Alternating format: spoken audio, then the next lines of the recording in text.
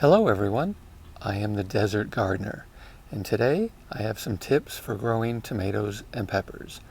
So I've got my tea, let's talk about that.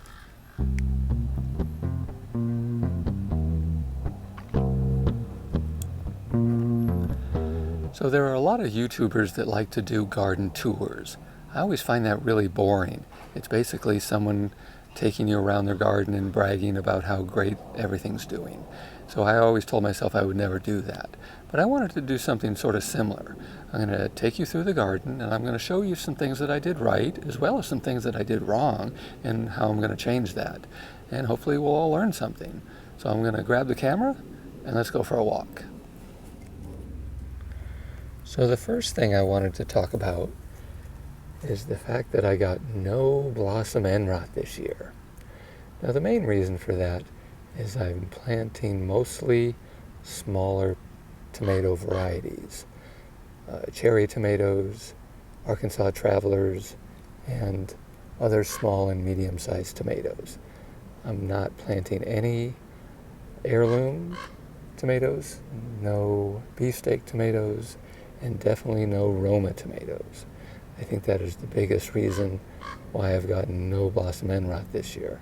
Now I made a whole video on blossom end rot, so if you want more information on that, I'll link to it below and at the end. It's really a great video. The next thing I wanted to talk about was trellising. Now I've had an issue this season with tomato plants sort of flopping over. They're just getting too heavy. Although I have the bamboo stakes, they're just not holding up very well. Too many branches, and they're going every which direction. However, the ones that are inside these tomato cages seem to be doing very well. I have no problem with keeping everything within the cages. They're not drooping on the ground. The fruit themselves aren't falling to the ground. So it's really been working out pretty well.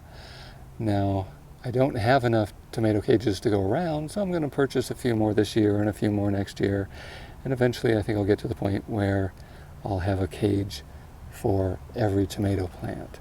Now in other areas you might need something taller.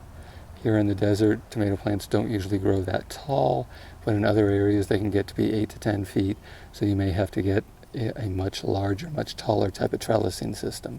However, these tomato cages seem to be working very well for me, so I'm going to get some more.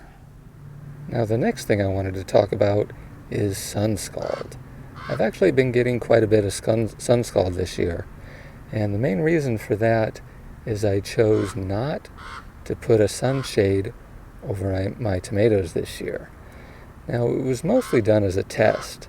It gets over 100 almost every day in the afternoon here in the desert, and I wanted to see if the tomato plants would survive in that kind of heat. And they've actually done okay. There's definitely some branches and leaf wilting and such going on, but for the most part they're producing very well.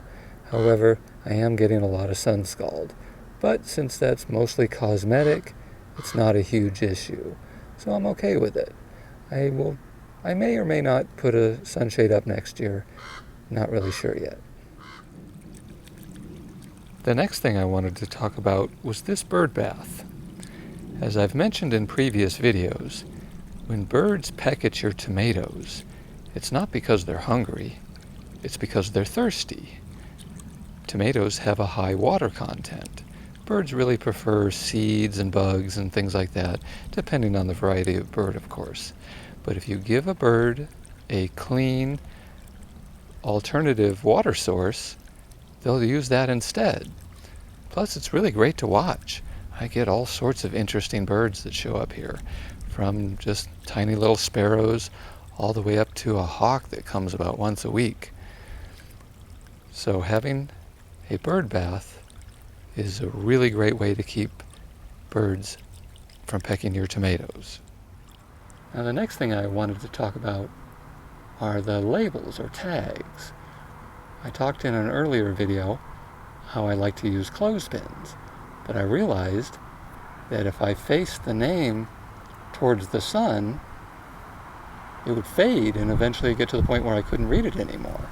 So at some point I realized that if I turned it facing away from the sun, the name wouldn't fade and would last much longer, and I wouldn't forget what they were. Now, what tomato produced the best for me this year? Well, that's definitely the cherry tomato, and the large cherry tomato. They produced the soonest, and they produced the most. However, my favorite tomato this year, based purely on taste, is the Solar Flair tomato. It's a medium-sized striped tomato.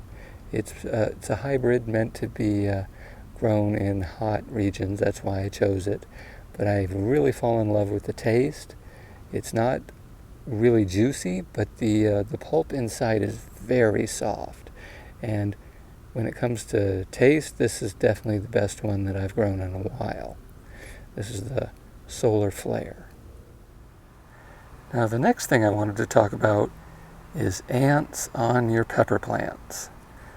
Now, a couple of weeks ago, I was watering these pepper plants, and I noticed some ants crawling on one of them. In fact, it was this one here. Now, ants in and of themselves aren't usually a huge issue, but ants, of course, are a sign of aphids. Aphids secrete a sticky substance that they really like. So when you see ants, in fact, I see a few crawling around there now, some leftovers, it's a sign you have aphids. So this is when you need to start looking underneath the leaves and start seeing if you see any aphids. And I saw quite a few, so I grabbed the hose and I hosed them all off. Then I added some neem oil, and everything's been going pretty well ever since. Now, the next thing I wanted to talk about is you'll probably notice that all of my pepper plants are in containers and they're sitting on tables. Now, there are a few reasons I do this. One is convenience, but the main reason is here in the desert there are a lot of crawling insects that will strip a pepper plant clean in just a matter of a day or two. So keeping them up on tables really helps keep the crawling insects away. And what I do is I spray bug spray on the legs of the table, and the crawling insects can't get to my pepper plants. So far it's been working extremely well. Now, what has been my favorite pepper to grow this year? Well, for the amount and the taste, it's the same. It's the lemon drop pepper. Look at how many this one little tiny plant has. And I've already harvested quite a few.